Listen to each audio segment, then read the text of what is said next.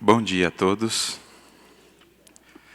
Que a paz de Jesus, nosso divino mestre e amigo, abençoe a todos nós, que tenhamos reflexões bem proveitosas ao nosso coração, à nossa vida, aqui nesta manhã, para que daqui saiamos mais conscientes quanto aos deveres que nos cabem perante nós mesmos, perante o nosso lar, a nossa família, como também perante ao Criador da vida.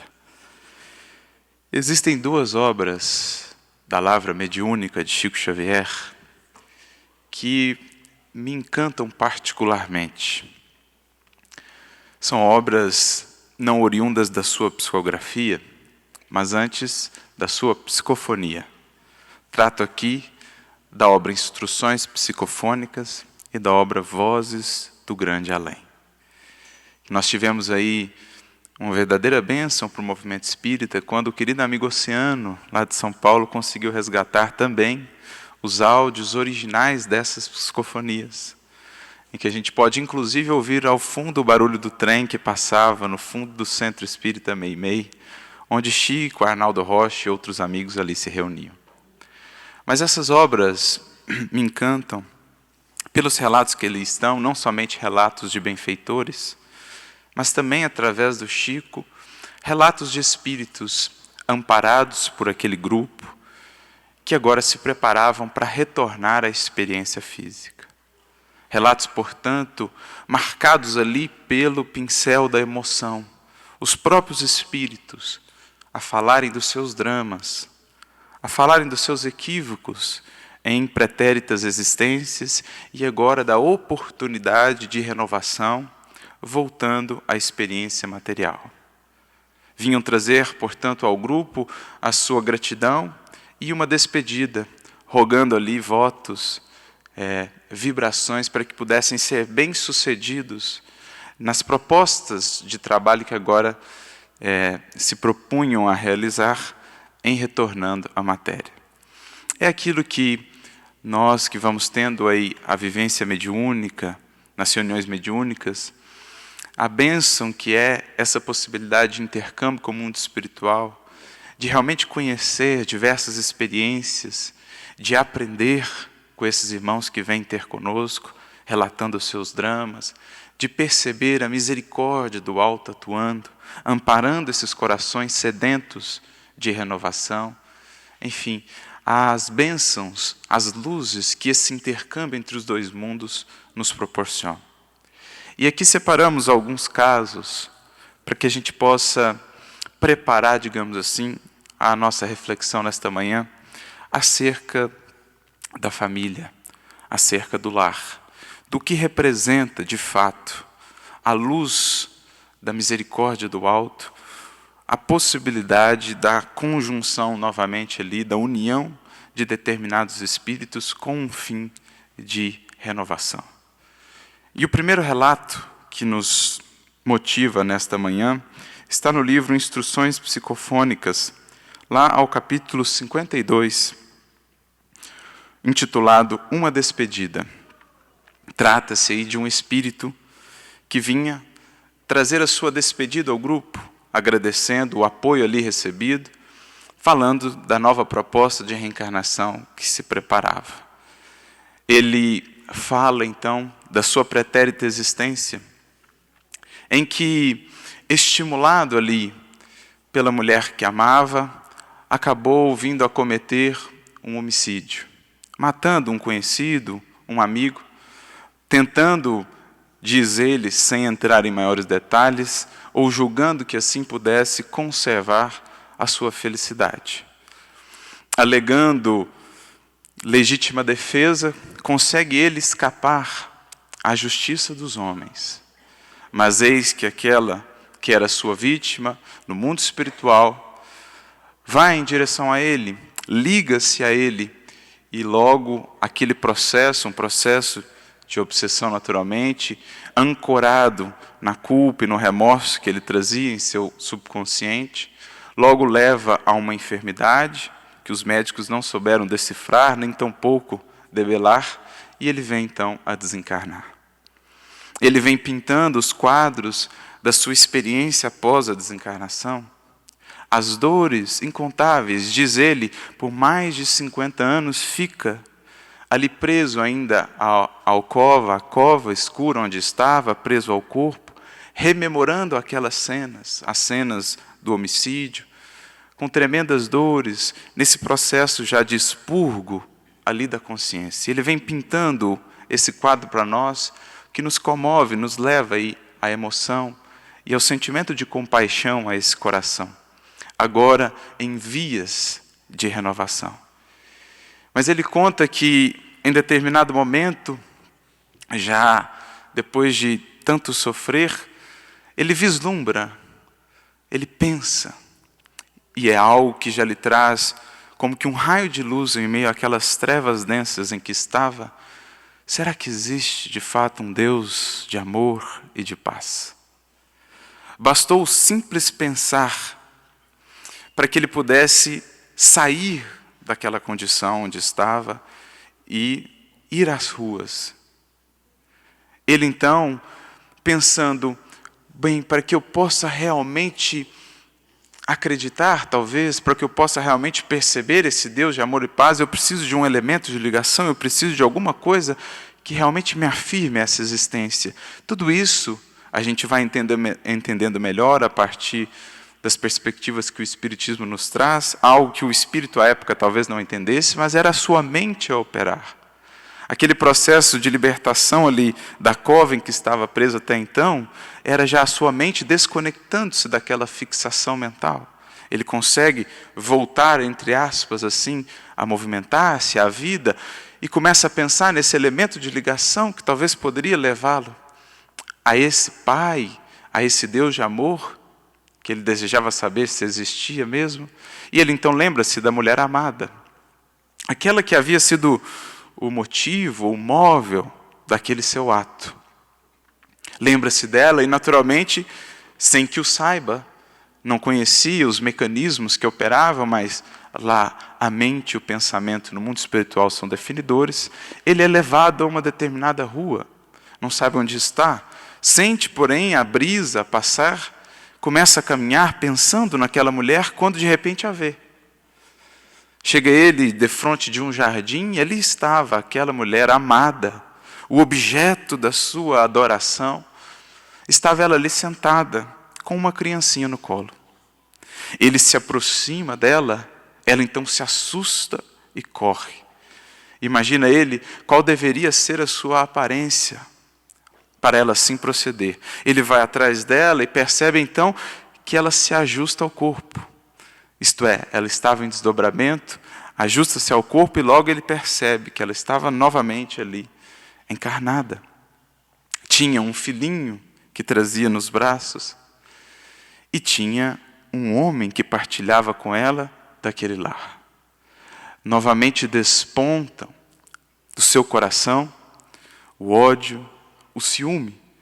Quem era aquele intruso, aquele homem desconhecido que agora lhe partilhava o lar, lhe partilhava o tálamo conjugal? E quem era aquela pequenina criança que agora ela albergava em seu seio maternal? Logo percebe ele ser aquela pequenina criança, o seu antigo adversário, a sua antiga vítima, aquele mesmo homem que ele havia assassinado. O ódio toma-lhe conta. Queria ele tê-la apenas para si. E passa a vincular-se, portanto, àquela mulher, àquela casa, na condição ali de um espírito obsessor. Queria matá-la, queria trazê-la para si, como posse sua, única e exclusivamente. Haveria de eliminar aqueles seus adversários, aqueles que queriam tomar ali o seu tesouro mais precioso. E assim começa a operar, assim começa a se fixar naquela condição mental de um obsessor. Quando então a mulher é levada ou vai até um tratamento espiritual. E é ali então que ele é encontrado pelos amigos espirituais do grupo espírita Meimei. E é para lá então levado em tratamento espiritual. Aquela mulher é amparada como o espírito, no caso ele, que a estava envolvendo. E ali, acolhido pelos amigos espirituais, ele começa a passar por um tratamento. Novos horizontes começam a se abrir, ele começa a deixar, enfim, aquela fixação mental, aquela postura de ódio, de agressividade, de ciúme, começa a ver a vida pela renovação mental e de sentimentos, com um novo olhar, com uma nova perspectiva. E é então que, decorrido um tempo de tratamento, de preparação no mundo espiritual, recebe ele a bênção de poder retornar à vida física. E é aí que ele vem trazer o seu relato de despedida em preparação para a reencarnação.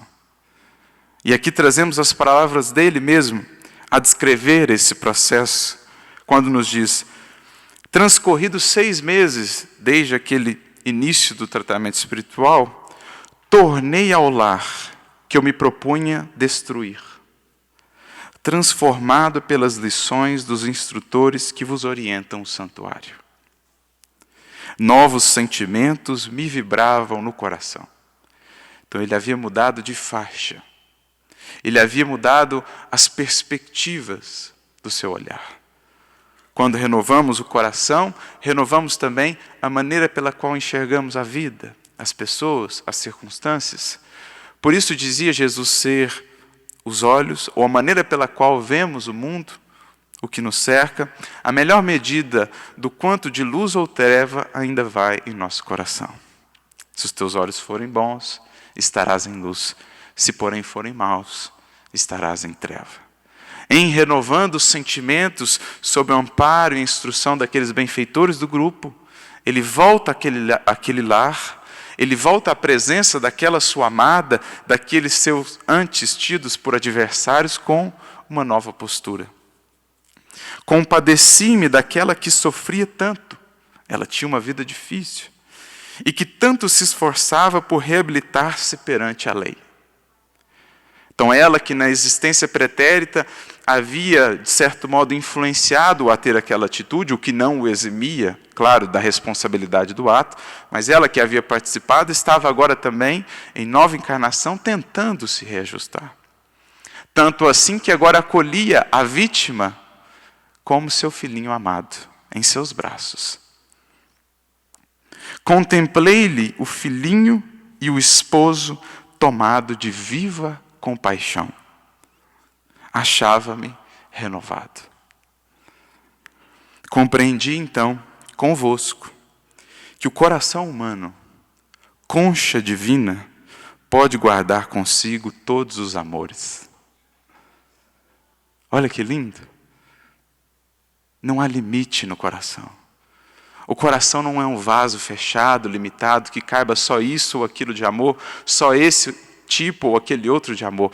Ele é um vaso que se dilata ao infinito, abarcando todos os tipos de amores, para que ao final sintamos-nos todos, nas finalidades da criação, como irmãos. Como diria o apóstolo Paulo nas suas cartas, permaneça o amor fraternal, porque esse é o amor que vibrará, que pulsará em nossos corações, lá ao final, na comunhão, eternidade afora. Vivemos, ora, como mães, filhos, pais, cônjuges, amigos, mas tudo isso é depuração de sentimento, para que ao final permaneça o amor fraternal, a conectarmos todos nós enquanto filhos do Criador. Então seu coração começava a se dilatar, não mais aquele amor ainda adoecido, possessivo, o egoísmo, misturado ao vinagre do egoísmo, mas agora aquela água pura, aquela linfa pura, aos poucos borbulhando ali, desabrochando em seu coração. Observei a extensão de minhas faltas e voltarei à carne em dias breves. Aquela por quem me perdi, ser-me-á devotada mãe. Terei um pai humilde, generoso e trabalhador. Veja, aquele que ele via como adversário, quem é esse homem desconhecido que agora a toma como esposa? Agora ele já conseguia ver nele um pai humilde, generoso e trabalhador, abençoando-me o restabelecimento moral e em meu irmão, já renascido, encontrarei não mais o antagonista, mas o companheiro de provação com quem restaurarei o destino. Então vamos a perceber como que a misericórdia divina vai montando os quadros de um novo lar. Essa misericórdia que sutil, silenciosa, amorosa, convida os cúmplices, os agentes, os personagens de antigos dramas à reunião para a regeneração. Ante o coração que me estimula a esperança, não mais direi, mulher que eu desejo, e sim, mãezinha querida. Não mais o amor possessivo, a paixão que consome, o fogo devorador, mas sim, agora, o calor do fogo que esquenta a mamadeira. Essa é a diferença entre a paixão devoradora e o amor. É a medida.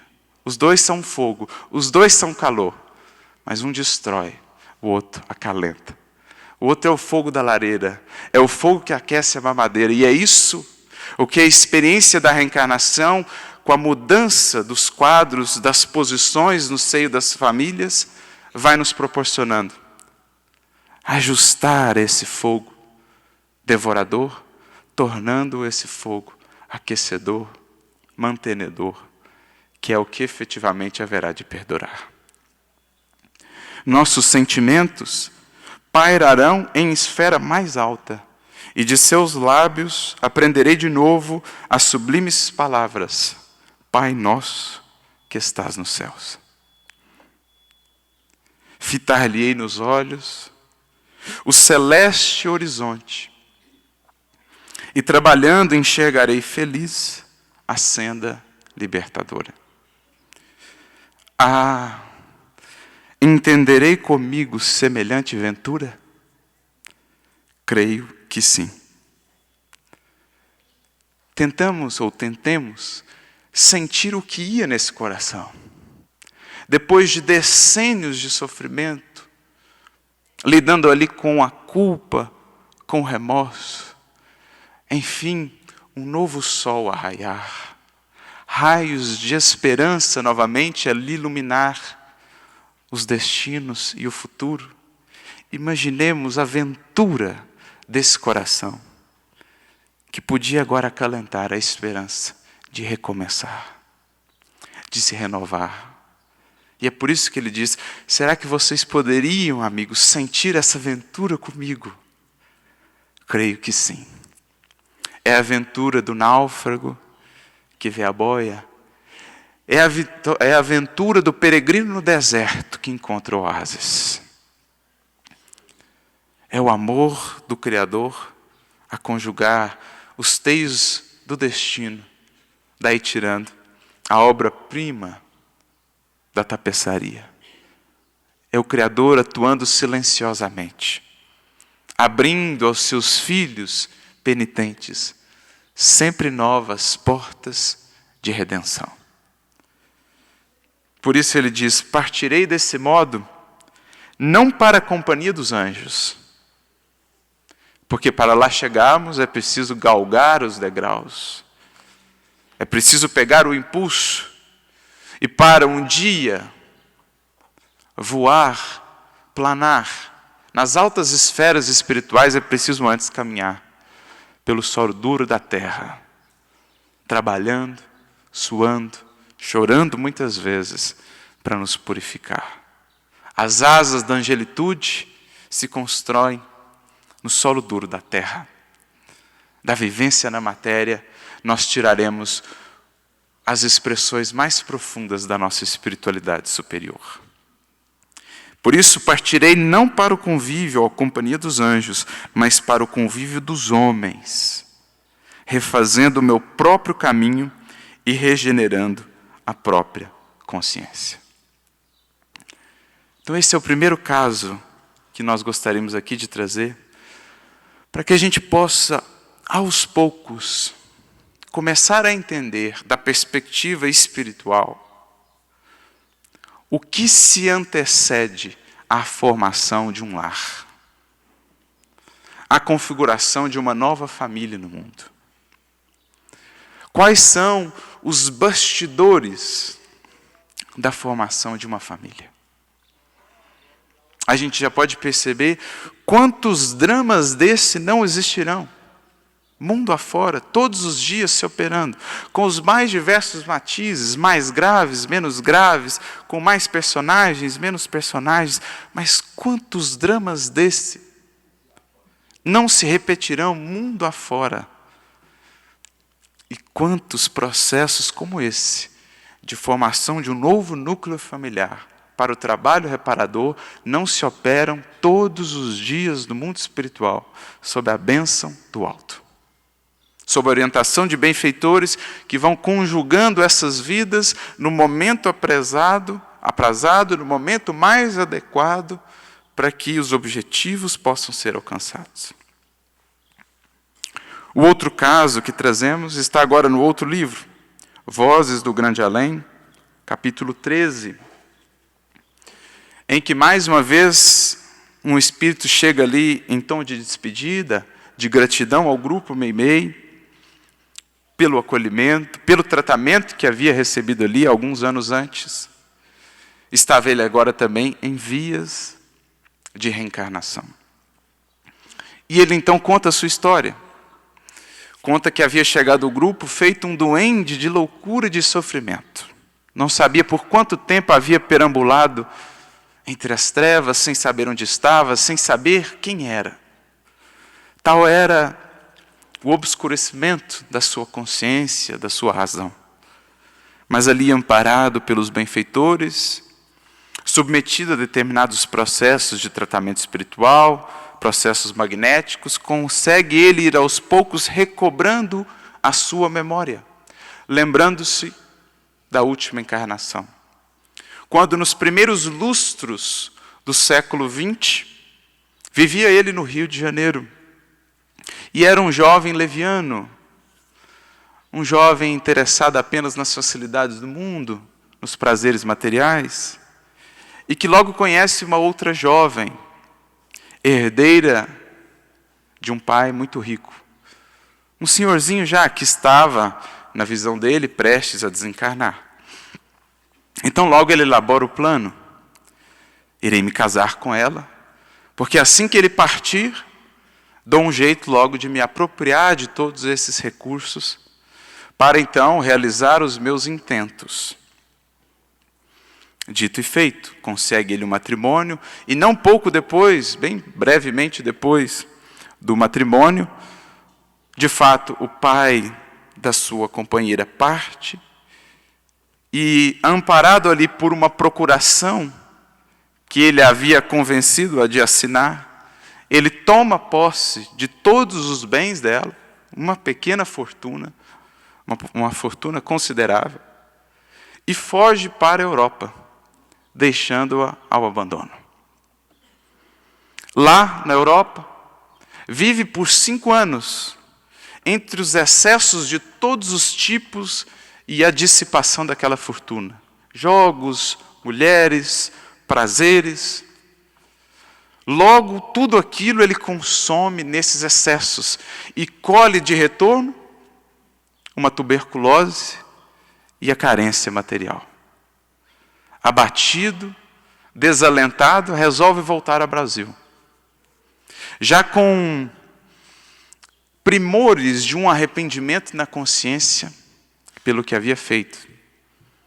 Aqueles recursos o haviam enceguecido, enlouquecido, mas agora a sua consciência começava novamente a despertar. Volta ele ao Brasil, abatido ali pela própria enfermidade, que já o convidava a repensar as suas atitudes, e se propõe a buscar, a reencontrar a companheira. Mas eis então que ele vem a descobrir que ela havia recém-desencarnado. Descobre a sua história triste.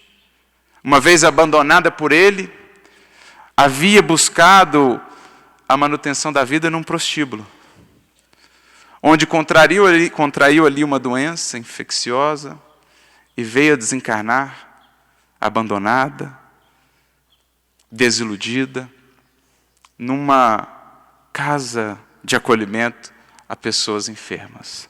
Pouco antes dele voltar para o Brasil. Nem conseguiu, portanto, conversar com ela. E então ele diz, o remorso concluiu a obra que a moléstia tinha começado. Aquela culpa tremenda, aquele remorso, intensificaram, digamos, os sintomas do adoecimento. Passado pouco tempo, ele veio a desencarnar. Descreve ele, então, as suas lutas, as suas dores do mundo espiritual, por quanto tempo ali perambulou, por entre as trevas, o sofrimento, o expurgo da consciência, até, enfim, que o socorro divino o pôde alcançar. Foi levado ao grupo. Os benfeitores lá o ampararam.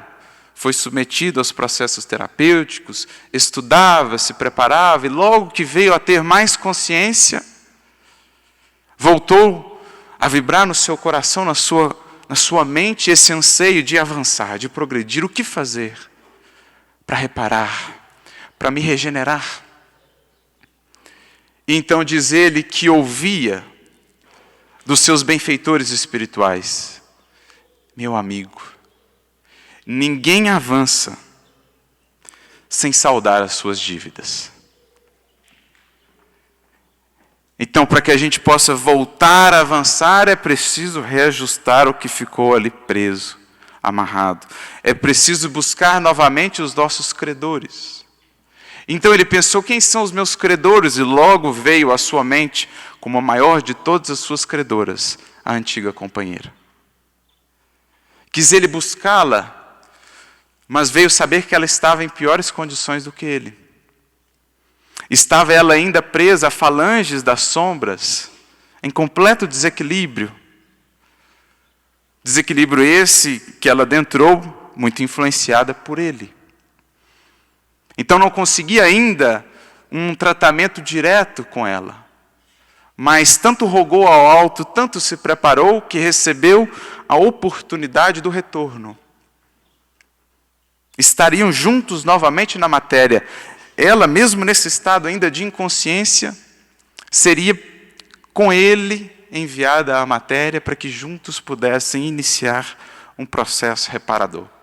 Voltariam a um lar, a um núcleo familiar, para a regeneração. E então o que ele diz, falando desse planejamento: renasceremos juntos, no berço carnal, amparados por um coração materno que já se dispôs a recolher-nos. Então a gente já vai vendo, na família, nos núcleos familiares, os corações em reparação, os antagonistas novamente juntos na convivência, mas também esses corações que vêm ter conosco em tarefas de renúncia, de dedicação, de entrega. Espíritos que por vezes encarnam conosco e nos acompanham há séculos, há milênios talvez, no sentido de dar-nos aí um impulso de regeneração. Como não nos lembrarmos aqui, por exemplo, da mãe de um André Luiz, que se dispunha em nova reencarnação a acolher, em seu seio maternal, as amantes do próprio esposo na encarnação anterior. Trilhando novamente com ele, por renúncia, por amor abnegado, o trilho da encarnação, convidando-o a subir. Como não nos lembrarmos aqui de um quinto varro, do livro Ave Cristo, que pede aos seus benfeitores do alto, que já o chamavam a subir a novos patamares, a outros mundos de experiência, porque já tinha merecimento, pede a eles um parêntese na sua jornada. E a eles são concedidos 100 anos para amparar um coração amado que ficava, seu filho Tassiano. Ele vem à matéria, espírito nobre já, com muitas conquistas morais, passa por tremendos desafios, encarna 2 vezes na condição de pai e depois de filho adotivo do filho Tassiano, para poder levá-lo a conhecer a Jesus. Nem tanto ainda a viver, mas simplesmente a conhecer. Qual não é a alegria dele quando, Na segunda encarnação, o Filho não entra pela primeira vez no núcleo cristão. Ele ainda jovem, criança, sente uma alegria no coração que não sabe explicar. Era o seu espírito que se regozijava de poder pelo menos apresentar o Cristo ao seu Filho amado de tantos séculos. Então, como não nos lembrarmos desses corações, dessas mães, pais abnegados que vêm à matéria, muitas vezes sem precisar, para que servir de berço, de esteio, de amparo a nós, os corações ainda necessitados de renovação. É o caso desses irmãos. Um coração materno já havia se predisposto a acolhê-los. Voltariam, portanto, à matéria. E prossegue ele: seremos irmãos gêmeos, filhos de um parto duplo. Voltariam como gêmeos. Ele e aquela a quem ele havia tanto prejudicado. Ser-lhe-ei o guardião, o tutor, o amigo. Em plena meninice, sofrerá ela as inibições orgânicas, que pouco a pouco interná-la-ão no leito de amargura, em que possa retificar os desequilíbrios perispiríticos. E assegurando-lhe a manutenção e o consolo, atenderei à regeneração de que necessito. Então, olha o planejamento espiritual. Onde a gente vê um problema, né? Nossa, vai nascer com isso, vai ter essa ou aquela limitação física. É a misericórdia propriamente atuando. Enquanto ela estaria ali, naquela experiência que a levaria ao leito, talvez num estado vegetativo, ou numa impossibilidade de movimentação, enquanto ela estaria ali depurando o seu perispírito, dos desequilíbrios que ela havia adquirido ali naquela região em que estava, lá nas falanges sombrias em que estava atuando, seria também para ele a oportunidade de ir quitando, pelo trabalho no amor, os débitos que havia adquirido com ela. Veja só, não vemos uma providência divina punindo, não, vai sofrer, vai... O que a providência divina faz? Vai trabalhar. De onde antes você tirou, agora você vai dar. Você tirou a ela a vida, agora você vai dar a vida a ela. Não punição, não castigo, mas oportunidade de, pelo amor, cobrir a multidão dos pecados. Trabalhar por ela. Conquistarei dificilmente o pão de cada dia para nós ambos. Renunciarei a quaisquer vantagens nas lides materiais. Nem aspirações mundanas realizadas, nem sonhos de felicidade atendidos, no aprendizado novo que me cabe desenvolver. Envergarei a túnica do operário desfavorecido e sacrificado para descobrir no trabalho a essência da redenção. O que ele não soube perceber na encarnação anterior, em que as facilidades materiais lhe bafejavam a existência, e que por isso mesmo fugiu ele ao trabalho, buscando as facilidades, agora as injunções do alto o levariam a uma vida simples, modesta, mas de heroísmo santificante no trabalho reparador. Não haveria de estabelecer grandes anseios de realizações do mundo. O trabalho de cada dia, o pão de cada dia, para descobrir no trabalho a essência da redenção. Percebem, gente, como é magnífica a providência divina? Como a nossa vida se ajusta às nossas necessidades, se soubermos olhar, se soubermos agradecer e louvar o que nos chega. Porque é como dizia Jesus, àquele que busca o reino e a sua justiça, tudo o que precisa lhe será acrescentado. Não o que deseja, não o que desejaria ou sonharia, mas o que precisa. O que precisa. E, essencialmente, para construir a verdadeira riqueza, precisamos de tão pouco. Se nos concentrássemos mais no pão de cada dia e cortássemos os tantos supérfluos que a vida aqui na matéria fazem nos acreditar ser necessários, quão mais leve não seria a nossa jornada e quão mais focados não estaríamos no que viemos aqui fazer. Por isso a definição de riqueza para os espíritos é o que menos tem necessidades.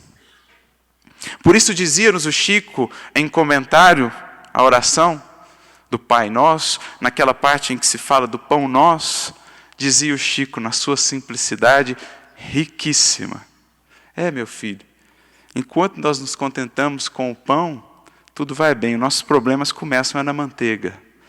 Porque da manteiga em diante, daqui a pouco é uma geleia, daqui a pouco...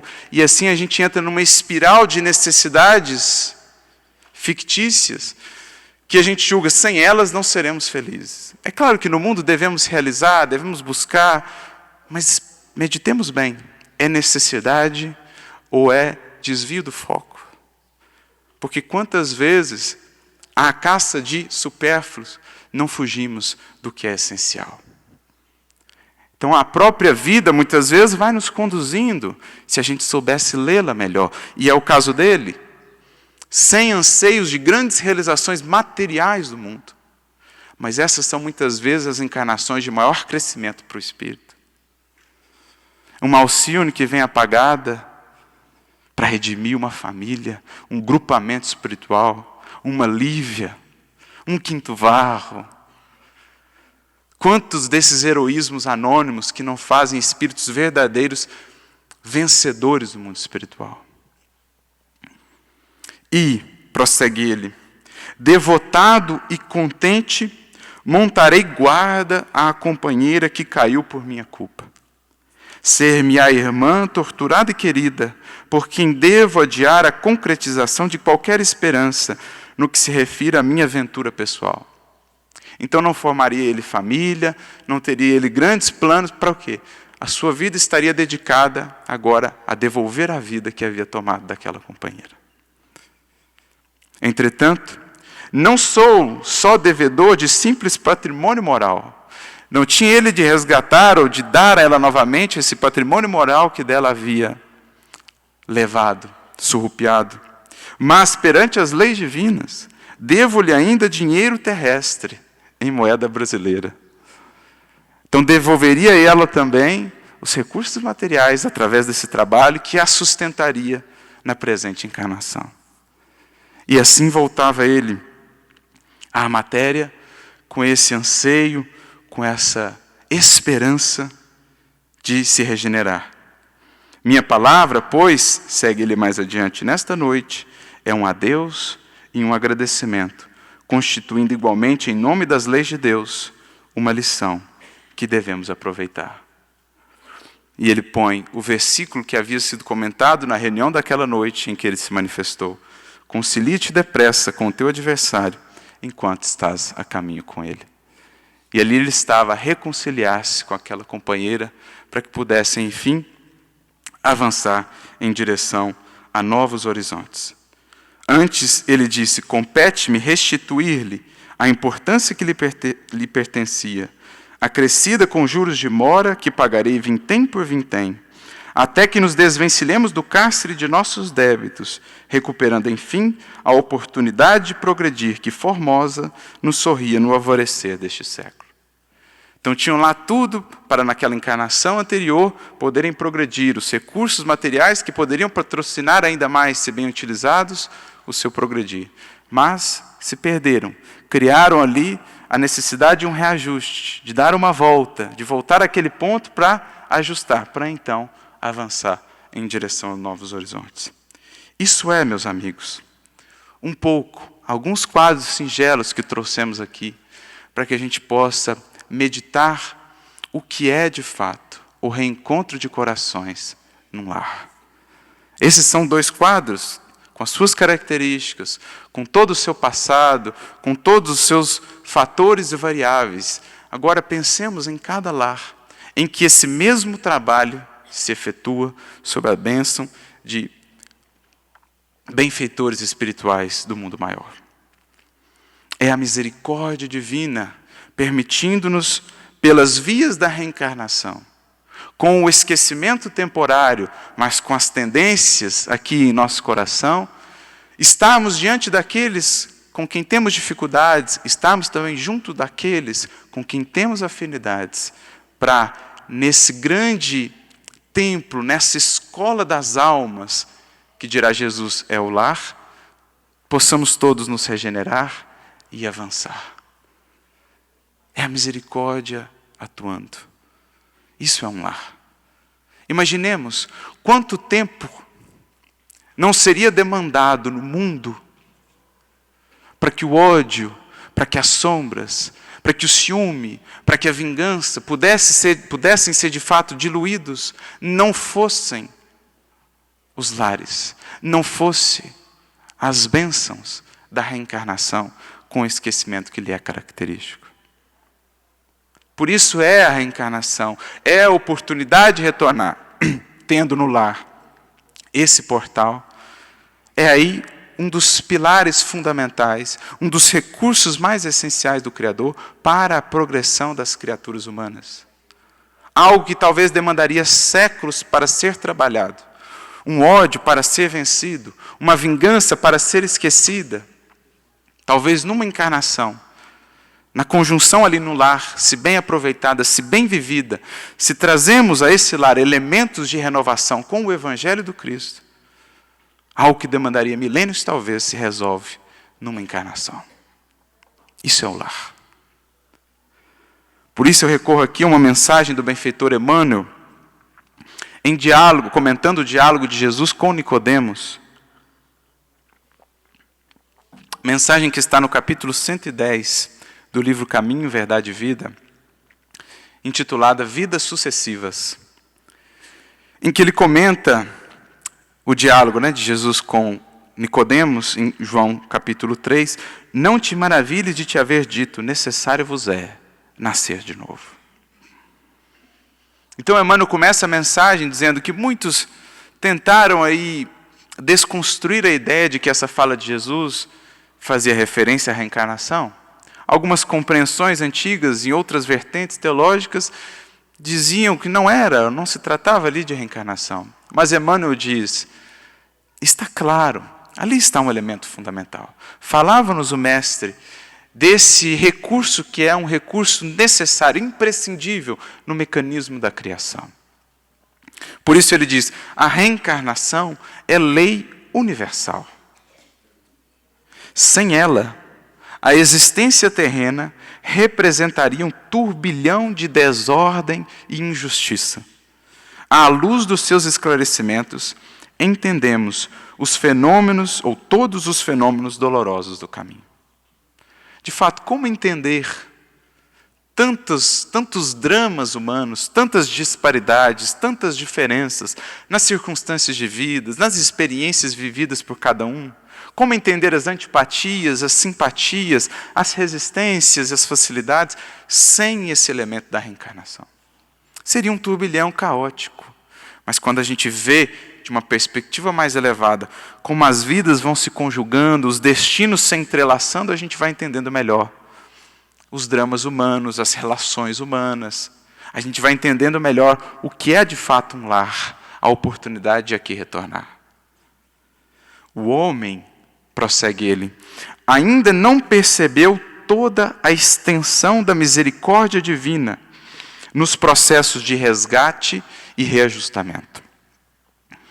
Porque é isso, amigos, por mais que meditemos, nós não conseguimos ainda mensurar a extensão dessa misericórdia.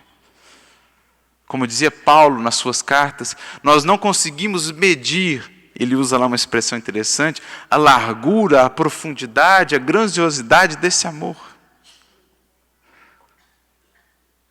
Atuando como um dos seus recursos principais de expressão através da reencarnação, da formação de novos lares, de novas famílias. Entre os homens, o criminoso é enviado a penas cruéis, seja pela condenação à morte ou aos sofrimentos prolongados. A providência, todavia, corrige amando.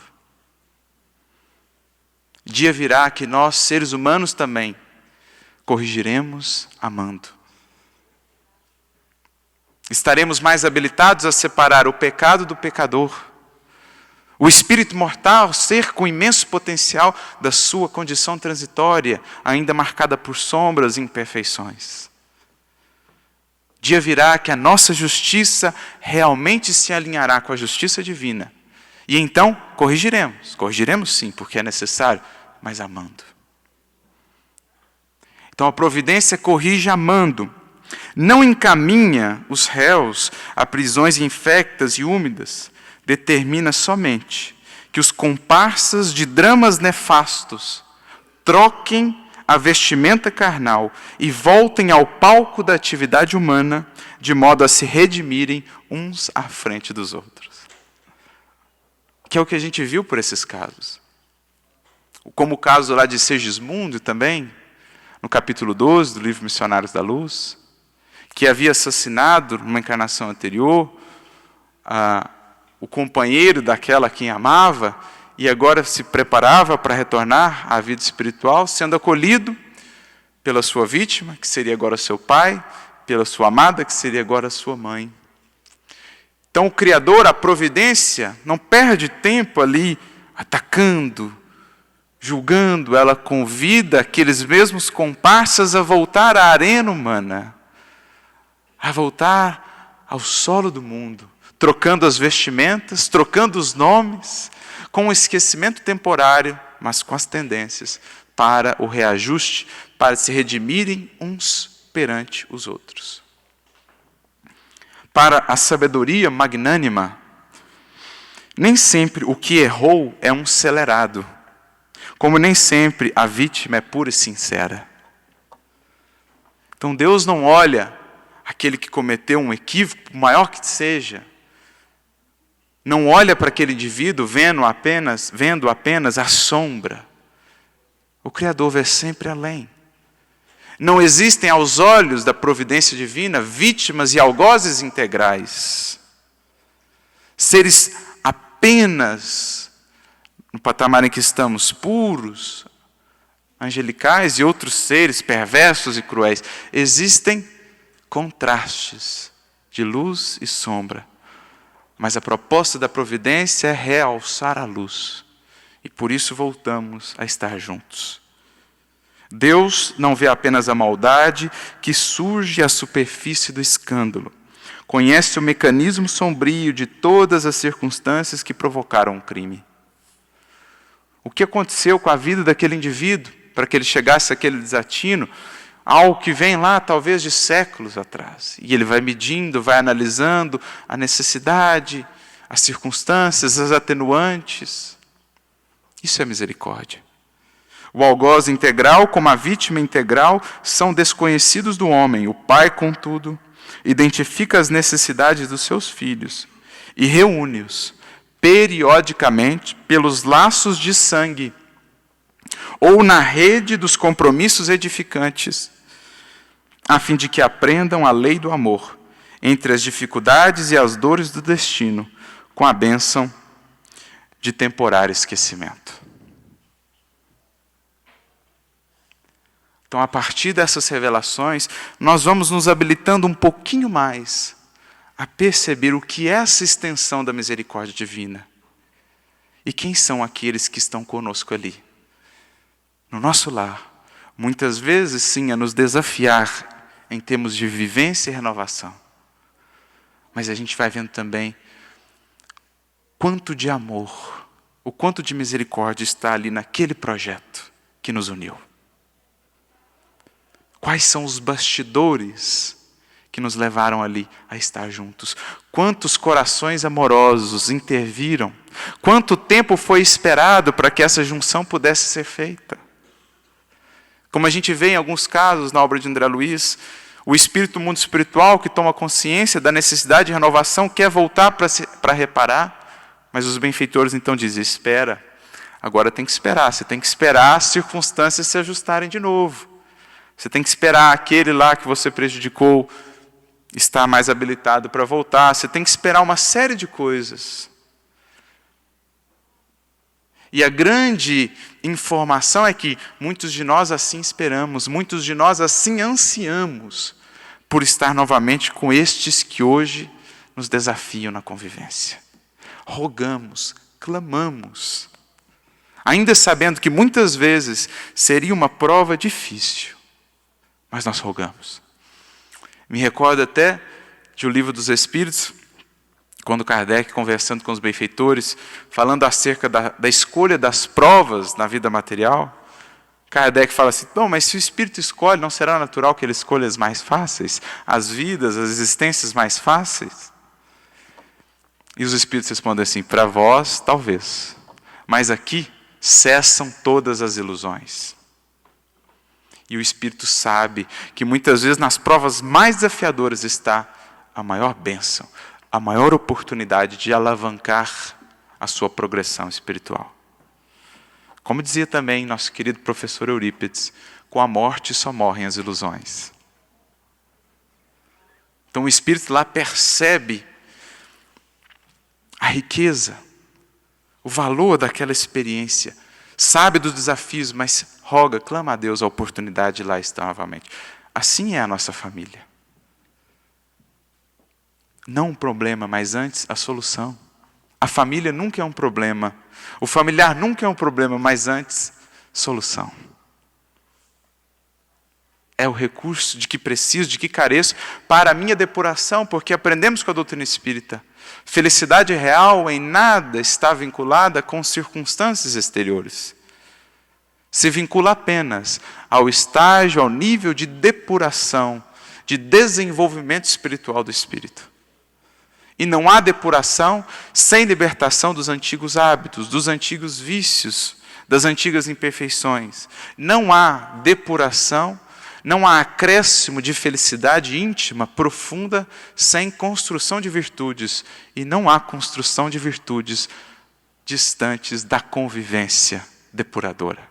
Dos desafios, como ser paciente no insulamento, como ter compaixão, vivendo distanciado dos outros.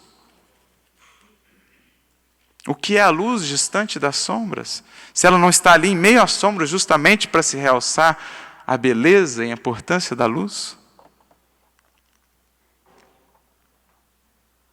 Então, como diz Emmanuel, cristão sem espírito de sacrifício é lâmpada morta no santuário do Evangelho. O candeeiro, ou a vela, a candeia deve estar no candeeiro, no velador, elevando-se ali para que possa de fato iluminar a casa. O cristão é convidado a subir pela exemplificação, pelo testemunho ao candeeiro, acendendo a sua luz, para que então possa de fato trazer luz, inspirar e amparar aqueles corações que com ele se reúnem ali novamente. Essa é a finalidade do lar. Eu me recordo do diálogo que Jesus tem com a sogra de Simão Pedro, que está relatado no livro Jesus no Lar, de Neio Lúcio, capítulo 2. E é interessante o próprio título do livro, né? Jesus no lar, não só no estudo, não só na prática do culto lá, do Evangelho no lar. Quando a gente fala Jesus no lar, Evangelho no lar, é preciso entender que isso não se refere apenas a um momento da semana. Esse momento da semana em que estaremos juntos, estudando de fato, é importante, mas a ideia é que se expanda para a vivência cotidiana no lar. Isso é Evangelho no lar. Isso é Jesus no lar. Mas então, ela, em determinado momento, ela pergunta para Jesus, mestre, como definir a nossa vida no lar? Porque ela estava meio desencantada.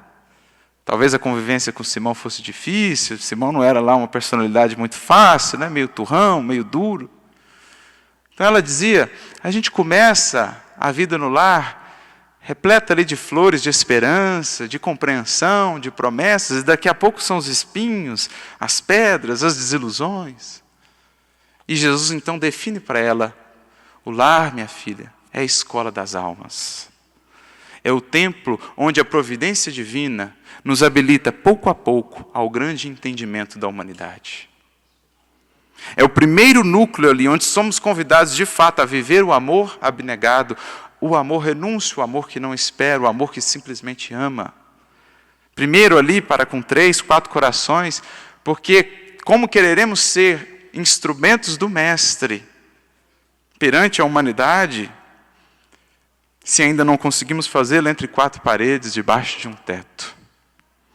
Então é um curso mais intensivo, num círculo mais reduzido, para que depois a gente possa expandir esse círculo, fazendo do mundo inteiro o nosso lar e de toda a humanidade a nossa família. Como está lá na questão 774 de O Livro dos Espíritos. Então Jesus, aproveitando ali da experiência dela, pergunta assim: o que você faz para servir as ervilhas no almoço ou no jantar? O que você faz antes? Ah, mestre, eu preciso lançá-las ali ao fogo, deixar que elas cozinhem, para que elas estejam depois apropriadas para a alimentação. E o pão, minha filha? O que você faz antes de colocá-lo à mesa? Por acaso você serve o pão cru? Não, pelo contrário, levo-o ao forno, para que possa estar preparado. E ele então diz: pois bem, na vida celeste também há um banquete divino, em que os nossos sentimentos serão ofertados ao Criador da vida. E nesse sentido, o templo é muitas vezes o cadinho santo ou o forno preparador. O que neles julgamos ser problemas ou aflições, na verdade é recurso espiritual. E o coração desperto para a vontade divina vai saber extrair ali das lutas renovadoras o que mais precisa para a sua ascensão. As incompreensões, os diferentes pontos de vista, os hábitos infelizes, as arestas a serem amparadas. Tudo isso para o coração que realmente busca, ao invés de problema, de aflição puramente, é ingrediente preparador desse banquete divino, de sentimentos nobres que um dia ofereceremos nesse banquete na vida celestial. Então isso é, na perspectiva espírita, o lar. Voltamos aqui à experiência material, temos a oportunidade de reencarnar, para juntos criarmos ali novos horizontes, novos paradigmas, trazendo de fato elementos de renovação para essa experiência em conjunto. Porque não basta simplesmente estarmos juntos de novo, é preciso renovar. Por isso nos esquecemos temporariamente, por isso começamos de novo, por isso voltamos ali como crianças, suscetíveis de receber novos elementos, daí a importância da educação, da infusão de novas ideias desde a mais tenridade, como os Espíritos ressaltam, a missão da paternidade e da maternidade, na questão 582, também lá na questão 383 do Livro dos Espíritos. Não basta estarmos juntos novamente, é preciso renovar. É o que Jesus dirá a Nicodemos. Jesus tem duas frases para Nicodemos. A primeira ele diz assim: ninguém verá o reino de Deus se não nascer de novo. Na segunda ele diz assim: ninguém entrará no reino de Deus se não nascer da água e do Espírito. Então veja a diferença, uma é ver, a outra é entrar. Pelas múltiplas reencarnações a gente começa a vislumbrar o que é a nossa destinação, o que nós temos de fazer. Mas para entrar nesse reino, para realmente nos renovarmos, sentirmos mais felizes, mais plenos, mais integrados ao Criador, é preciso nascer da água e do Espírito. Nascer da água, simbolicamente, é reencarnar. Estamos aqui de novo. Agora, nascer do Espírito é se renovar. Porque quantas vezes assim não se dá? Prepara-se todo esse processo, a espiritualidade atua, juntam-se os destinos, voltamos, mas simplesmente nascemos da carne e não nascemos do Espírito. Voltamos ao mundo espiritual com os mesmos problemas, com as mesmas antipatias e antagonismos, porque não demos o passo além de trazer a esse núcleo familiar o Evangelho do Cristo, o elemento propício à renovação que todos precisamos fazer.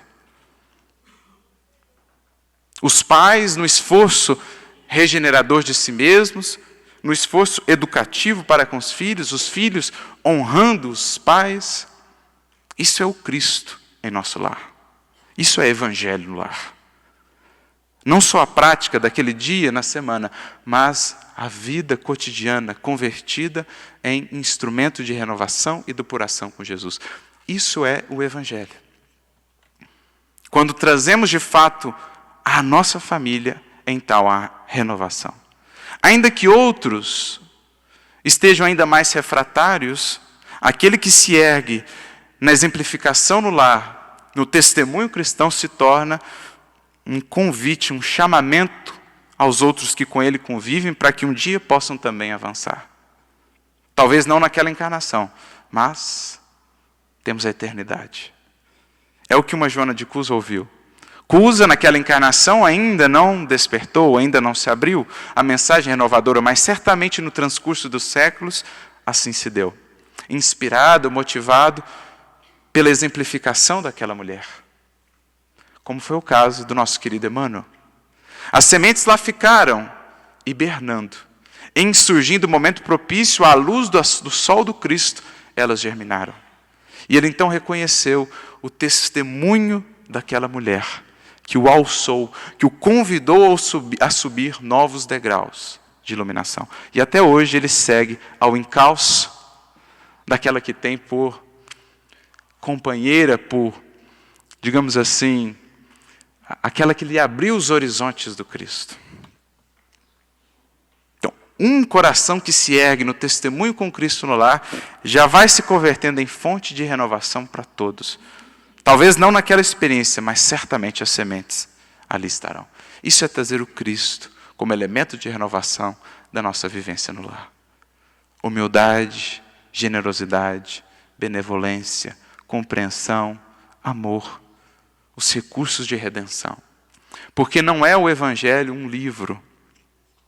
Me recordo de uma definição das mais interessantes que já vi sobre o Evangelho, está no livro Mentores e Ceareiros, capítulo 8, de um grande espírito, muito reconhecido na Igreja Católica, ele que trabalhou com a infância e juventude, João Bosco.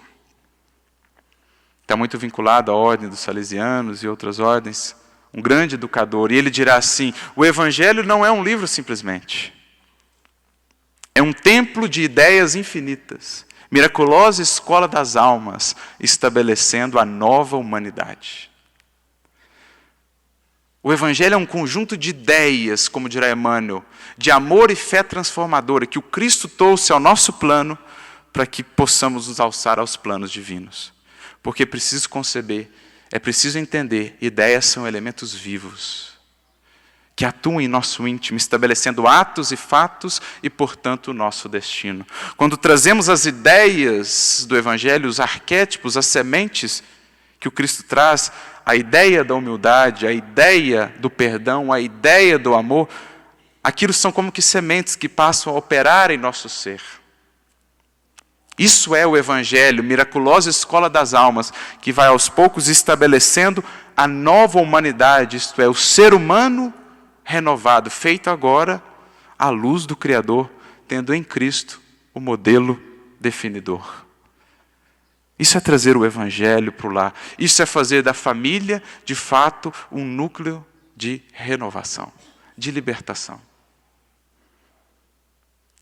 Semear nos mínimos gestos de cada dia, nos mínimos esforços de cada dia, sementes por vezes pequeninas, mas que não sabemos a dimensão que terão num coração. Jesus mesmo definia o seu reino, o reino do qual falava, é igual um grão de mostarda.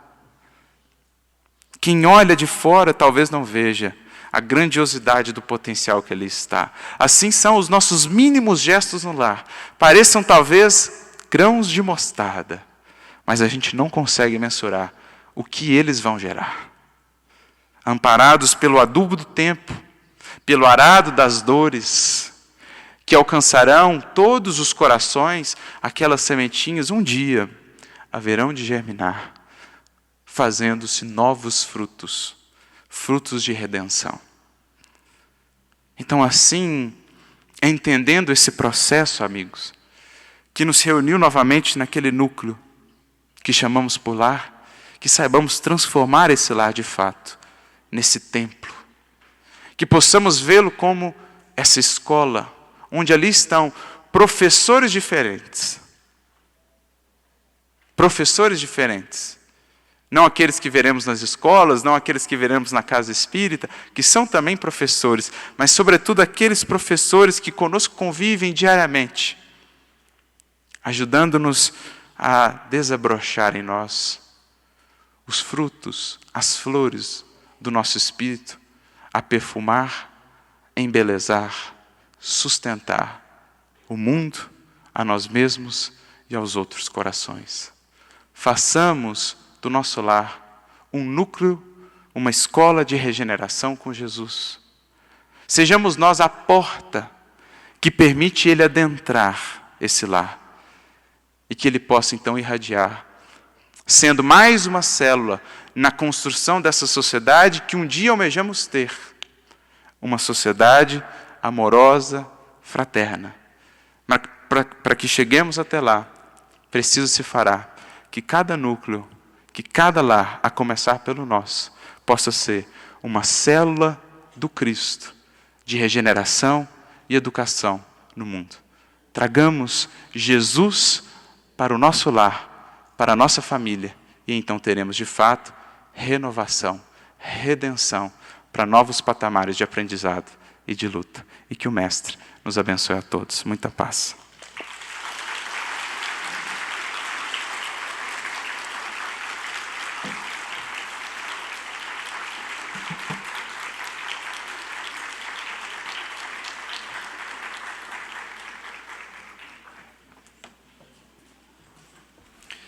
Faremos o nosso intervalo até às 11 horas, quando retornaremos com as perguntas e respostas.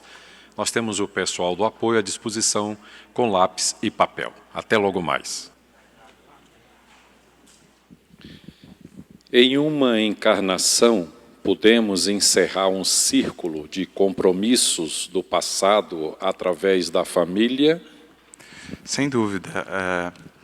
Uma encarnação bem aproveitada, com consciência, com dedicação, às vezes pode ser ali o fechamento de um ciclo de experiências, de resgates, que às vezes a gente vem ali tropeçando, por vezes por muitas encarnações, às vezes séculos, e a gente consegue fechar aquela frente de demanda, de trabalho, para a gente poder se dedicar agora a outras frentes, a outros convites da vida. Por isso que toda encarnação é muito valiosa, toda oportunidade de estarmos aqui de volta com esses espíritos que não por acaso se juntaram às nossas vidas, é muito valioso para a gente menosprezar, para a gente não dar o devido valor. Com as informações que nos chegam do Espiritismo, trazendo-nos essa consciência, a gente vai ter esse olhar, né, de Jesus nos dizendo, aproveita agora para reconciliar, aproveita agora para ajustar isso, para vencer essas algemas, vencer essas amarras e seguir mais leve e seguir mais livre, no sentido de mais consciente, para as novas demandas, os novos desenvolvimentos. Como argumentar com filhos que já foram evangelizados, participaram do evangelho no lar e hoje se dizem ateus? Olha, há um compromisso, naturalmente, dos pais, a gente sempre frisa isso, sobretudo ali na primeira infância, na primeira fase da etapa encarnatória do espírito, em lançar as sementes, em dar as bases, em fazer a parte que nos cabe. Mas em assumindo esses espíritos a sua autonomia, há que se ter também um espaço de respeito pelas escolhas dos espíritos. E nesse caso, adentra aí um tipo de argumentação que muitas vezes é muito mais eloquente, muito mais produtivo do que qualquer argumentação racional ou pela via das palavras, que é a do testemunho silencioso e abnegado, do quanto a experiência com Cristo, com o Criador, renova a vida, abre os horizontes. É isso que muitas vezes vai convidá-los novamente à experiência da busca espiritual. É preciso respeitar essa autonomia deles, né? Eles não são, embora filhos amados, corações queridos, eles são espíritos livres, que escolhem as suas experiências. Se a nossa parte foi feita, lançando as sementes na base, e agora optam por outros caminhos, respeitemos essa autonomia, mas mantenhamos-nos ali na posição do testemunho, mantenhamos-nos ali com a eloquente afirmação dos exemplos que a gente possa dar no dia a dia. De certo modo, posso até trazer um pouco aqui um caso pessoal.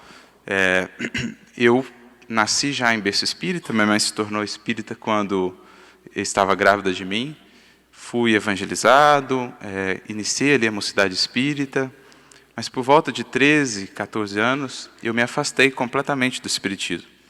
Não cheguei à questão de negar, de me tornar ateu, sempre me pareceu uma visão mais natural do universo, da vida, mas não estava interessado, não lia, não frequentava, e assim foi por muitos anos.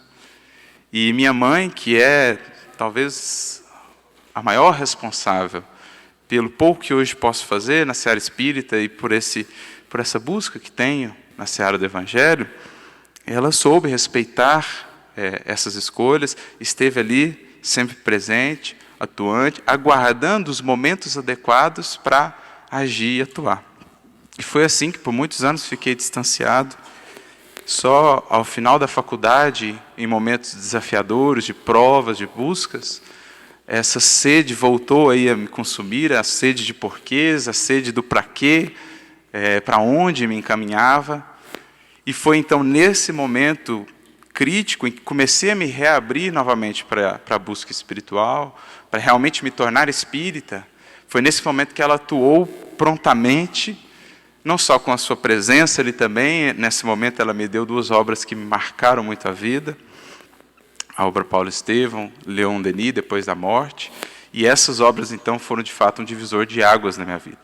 Mas ao longo de todos esses anos ela soube esperar pacientemente as minhas experiências, as escolhas que vivia, para no momento em que o coração materno sentia a hora de atuar mais propriamente, ela dar ali um empurrão, que foi, de certo modo, muito importante para a caminhada hoje na seara espírita. Então, acho que nós, enquanto pais, devemos ter essa consciência, fazer a nossa parte, que nos cabe lá, sobretudo na primeira infância, mas em vendo esses espíritos assumirem a sua autonomia, respeitá-los nas suas escolhas, estar sempre ali para eles e continuar a dialogar com eles através da eloquência dos exemplos e estarem abertos quando eles, por um movimento próprio, por um anseio próprio, desejarem retornar para também os secundar nessa caminhada. Sabemos que a vida em família é um grande desafio. Muitos voltam para o mundo espiritual derrotados por não conseguirem superar as dificuldades e ainda se oneram. Qual seria a melhor atitude em nós para vencermos tais desafios no embate das reencarnações? Eu acho que a grande receita assim não tão nova, mas sempre atual, como dizia o Chico, né? A boa nova, por mais que passem os séculos, ela segue sendo tão atual como nunca, talvez cada vez mais atual. A grande receita está aí no Evangelho do Cristo mesmo, né? É claro que a misericórdia divina estará lá sempre para nos amparar, quaisquer que sejam as nossas quedas, quaisquer que sejam os nossos tropeços, sempre teremos a oportunidade de recomeçar. Mas nós já chegamos num patamar, o Sr. Honório gostava muito de dizer isso, em que somos chamados a avançar de maneira consciente. Nós não mais precisamos evoluir assim, batendo tanta cabeça, fazendo tanta curva, porque nós já temos a bússola orientadora para que o nosso caminhar seja o mais reto possível, para que a gente consiga avançar sem criar tantas amarras, sem criar a necessidade de tantos resgates dolorosos. Então, o Evangelho aí está como esse núcleo, ou como essa dádiva, essa oferta do alto, a luz mais preciosa e poderosa que já desceu ao mundo, para nos orientar em cada encarnação, como falávamos ontem, nessa jornada pelo nosso deserto, para que a gente não perca o foco nem o rumo. Então, a melhor maneira da gente aproveitar o que a gente recebeu, a oportunidade de estarmos aqui de volta, é investir sempre, cada vez mais, no aprofundamento desse conhecimento, na introjeção desse conhecimento na forma de novas condutas. Então, é aquelas receitas fundamentais, né? Isso é a boa nova. Às vezes a gente fica buscando tantas novidades, tantas coisas assim mágicas, talvez, que vão nos conduzir à felicidade, mas eu me lembro do Chico, as pessoas chegavam para ele perguntando: e aí, Chico, quais as novidades que vêm do mundo espiritual, revelações novas, algo novo? Ele dizia: ah, meu filho, a novidade é a boa nova, a novidade é o Evangelho de Jesus, porque seguirá sendo para nós uma boa nova, enquanto não nos dispusermos de fato a vivê-la. Então é investir em estudo, é investir na oração, no contato de nós com nós mesmos, como falávamos ontem, esse momento de autoconhecimento, essa solidão que é muitas vezes necessária, de estarmos ali conosco, gerando o autoconhecimento, o estudo que ilumina, que abre horizontes, o trabalho no bem. Não há processo mágico na evolução, né? É tudo resultado de esforço, de suor, porque o tempo, ele só respeita aquilo que ele ajudou a edificar.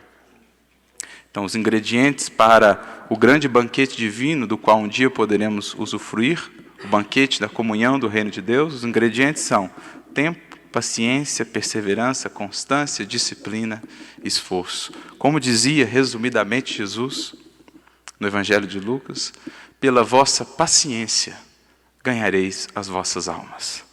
Paciência, que é a ciência de esperar agindo, a ciência da paz, a ciência de esperançar. Com isso, e somente com isso, com esforço, dedicação e o tempo, é que ganharemos a nós mesmos a maior de todas as conquistas. Sou um privilegiado por estar aqui e ouvir e acreditar em todos os aspectos da vivência em família e o seu desdobramento no mundo espiritual e na nossa evolução. Apesar de saber que cada um tem o seu momento, como ajudar familiares queridos que não acreditam em nada a entender esse processo tão lógico da evolução? Muito obrigado pelos esclarecimentos. Aqui, mais uma vez, nós vamos recorrer a essa influência que, mesmo sem que possamos ver, todos nós exercemos uns sobre os outros. Há um livro do Emmanuel que vai ressaltar muito isso, chamado Pensamento e Vida. Porque, embora encarnados com as informações acerca do mundo espiritual, muitas vezes nós nos esquecemos dessas interações que se processam para além da palavra articulada, para além das conversas propriamente ditas.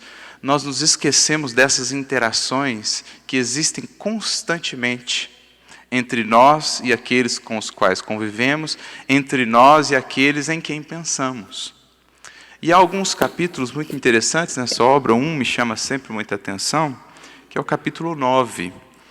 É um capítulo intitulado Sugestão, em que Emmanuel vai comentar como que cada um de nós, não só pelo que falamos, mas antes, pelo que sentimos, pelas emoções que cultivamos, pelos pensamentos que temos, pelos atos que fazemos, como que nós, a partir desse processo, estamos sugestionando os outros a adentrarem nessas faixas e nessas buscas também. Pelo simples fato de sentir e vibrar no bem, pelo simples fato de estar me esforçando por construir novos hábitos e novos pensamentos, eu estou alcançando aquele coração em quem penso, aquele coração com quem convivo, e sugestionando, ou emitindo convites a ele para que se alce também a essas buscas. Então é isso que Jesus quer dizer quando fala, por exemplo, que o cristão é convidado a ser o sal da terra ou a luz do mundo. Como o sal atua? Pelo contato, né? Ele passa desapercebido, mas a sua presença é marcante. Assim é o cristão. Muitas vezes ele não precisa aparecer, ele não precisa falar propriamente, mas a sua presença faz toda a diferença. Por quê? Por conta do que essa presença gera nos que estão ao seu redor. Assim também a luz. Dirá Jesus, está narrado no livro de Humberto de Campos, no livro Boa Nova, capítulo 7, dirá Jesus a Tadeu: Tadeu, a luz ilumina, dispensando longos discursos. Então nós somos convidados a ser essa luz que atua silenciosamente, irradiando novos horizontes, novas percepções da vida para esses corações que estão conosco.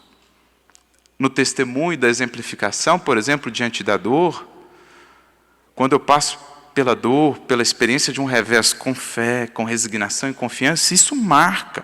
Por mais que o espírito resista, o outro, que às vezes está ali fechado, que está ali numa vida, uma proposta de vida muito materialista, em que não enxerga sentidos maiores para a existência, por mais que ele relute, aquele testemunho de fé, que força é essa que faz alguém passar assim por uma experiência como essa, aquilo marca um coração. E no momento talvez em que ele passe por uma experiência similar, ele vai então se lembrar, e aquela semente ali em estado de hibernação, muitas vezes poderá germinar. É o que, por exemplo, Estevão fez com Saulo. Não foi tanto os discursos de Estevão sobre as belezas do Evangelho que marcaram Saulo, mas foi sobretudo aquele testemunho de Estevão silencioso, quando, martirizado pelo próprio rabino, dá aquele exemplo de resignação, de confiança naquele Senhor. Paulo depois ficava pensando, mas que força é essa? O exemplo daqueles cristãos que, perseguidos por ele, oravam por ele, se rejubilavam ante as dores e as dificuldades. Foi isso que depois lá, Paulo, caminhando pelo deserto de Damasco, ele vinha pensando que alegria, que felicidade era aquela que ele, que tinha tudo no mundo, não havia encontrado até então. De onde vinha aquela força? De onde vinha? Quem era aquele homem que fazia aquilo com aquelas pessoas? E foi aquilo que aos poucos foi criando nele a atmosfera para a atuação do Cristo. Porque o Cristo vai atuar no momento adequado, né? Saulo, Abigail e os outros prepararam o terreno, então Jesus vem, atuando no momento propício. Assim também nós, com esses nossos corações queridos. Nas nossas parcas possibilidades, a gente vai preparando o terreno. Mas quem vai fazer o trabalho depois é Jesus, vindo ao encontro das ovelhas perdidas. Então façamos o nosso trabalho aí de, em muito menor escala, precursores, para que depois venha o Mestre chamar os corações ao seu. Bom, nós temos um coração aqui amigo que o parabeniza pelas falas de ontem e de hoje. Obrigado. Admira-se com a sua juventude e sabedoria e diz que isso é uma prova das múltiplas reencarnações. Agradece muito a sua presença. Agradeço pelo carinho. Arthur, nós vamos, preocupados com o horário, vamos passar para as suas considerações finais. Bom, amigos, eu gostaria apenas de agradecê-los pelo carinho e acolhimento com que me receberam aqui pela primeira vez em Vitória da Conquista. Falávamos agora há pouco sobre essa vivência realmente cristã que a gente pode presenciar aqui, né? Espíritas, discípulos do Cristo, que realmente entenderam a proposta da união, da sustentabilidade cristã, que se amparam, que se atuam, muitas casas se unindo em prol do ideal, gravitando em torno do ideal, do Espiritismo, do Evangelho de Jesus. É isso que a gente vai levar no coração, rogando a Jesus que possa realmente semear, o grande semeador, no coração de cada um de vocês, sementes de renovação, sementes de luz, de paz, que nesses momentos desafiadores pelos quais passamos, e disso estávamos informados por Jesus lá 2000 anos atrás, que a gente possa, como nunca, entender a importância de sermos, ainda que pequeninas velas, luzes de esperança, de confiança no porvir, aonde quer que Jesus tenha nos colocado. Ele mesmo nos alertou que por abundar a iniquidade, não que ela não existisse antes, mas que agora ela está evidente, a caridade de muitos esfriaria, a esperança de muitos talvez se apagaria, mas o cristão é aquele convidado já a viver com essa consciência de que está no mundo, daqui não é, de que toda sombra é transitória, nuvem, a apagar por um pouco a luz do sol, mas que diante do poder da verdade divina, poderoso sol da verdade, como diria nosso querido Eurípides Barçanufo, toda sombra, toda nuvem um dia haverá de se dissipar. Que nós façamos do nosso lar um templo onde se começa ali a construir a sociedade do amanhã. Que possamos olhar para os nossos filhos como essas pedras preciosas que o Senhor nos dá a burilar. Que possamos meditar um pouco mais em o que realmente desejamos a eles legar. Os tesouros materiais, as conquistas materiais. Estamos formando indivíduos para o mundo? Estamos buscando formar apenas bons profissionais ou estamos já voltados e comprometidos em formar seres humanos de bem? que, por conseguinte, serão bons cidadãos, estarão cumprindo os seus deveres, estarão atuando em nome do Cristo, onde quer que estejam inseridos. Que pensemos na família como esse portal da renovação, a célula básica de regeneração da sociedade. Que comecemos a investir nesse evangelho no lar, primeiramente no lar do nosso coração, que ele se estenda para o lar ali, na comunhão desses corações que conosco partilham da caminhada, e que possamos cada dia sair do nosso lar em direção ao mundo, com a consciência de que Jesus conta conosco para atuar, que possamos, no esforço por nos regenerar, ser cada vez mais, nas suas mãos, os instrumentos de trabalho, para que ele entoe para o mundo o eterno cântico da Boa Nova. Que ele nos abençoe, nos inspire a todos, muita paz e até uma próxima.